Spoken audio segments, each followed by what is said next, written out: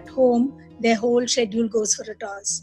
Now, if there are students who've been awake the whole night, and that's the way they learn, or they're in their most resourceful state, maybe perhaps in the night, but they come back home, the parents have read about, wake up early, go into routines.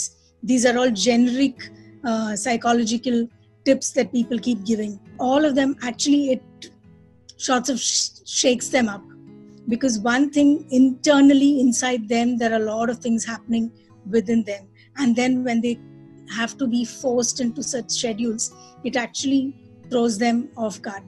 So what needs to be actually done is, let them be their own, let them follow their schedule, their biological clock.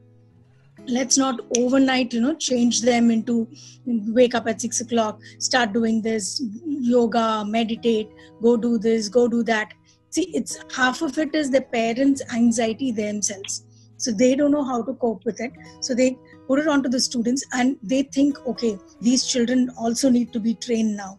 So they start introducing these new norms. But then if they're left alone, they will start doing a lot of things on their own. It's even for the students, because some of them want to obey their parents. So they try these schedules, and then they call me saying, they are not able to fit into that. There's something wrong with me, doctor. I'm not able to wake up at 6 o'clock in the morning. I keep an alarm, I schedule it, but I'm not able to do that. I don't get sleep in the night. So all this is, for them, it's an anxiety. I'm not getting sleep in the night. So I said, what time do you normally sleep?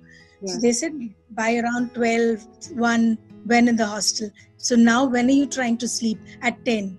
So they're not able to get sleep. So they go to sleep by 10, and they're waiting for 2 hours for sleep to come, and then they think that sleep is evading them. So they're very tensed about it. And their alarm doesn't. The alarm goes on ringing. They don't wake up in the morning. So they said, my mother says I don't have a purpose in life, and that's why I'm not able to. I'm not telling my mind to wake up. That's why I'm not waking up in the morning. So I said, okay, what is the purpose that you can give yourself now? What would you tell your mind to wake up at 6 o'clock and do? So they said they're clueless. They don't know what to tell their minds. So I said, it's not the question of your minds going wrong. There's nothing wrong with your minds. But then we have to give a purpose. So we'll find a purpose each day. Take each day as it comes.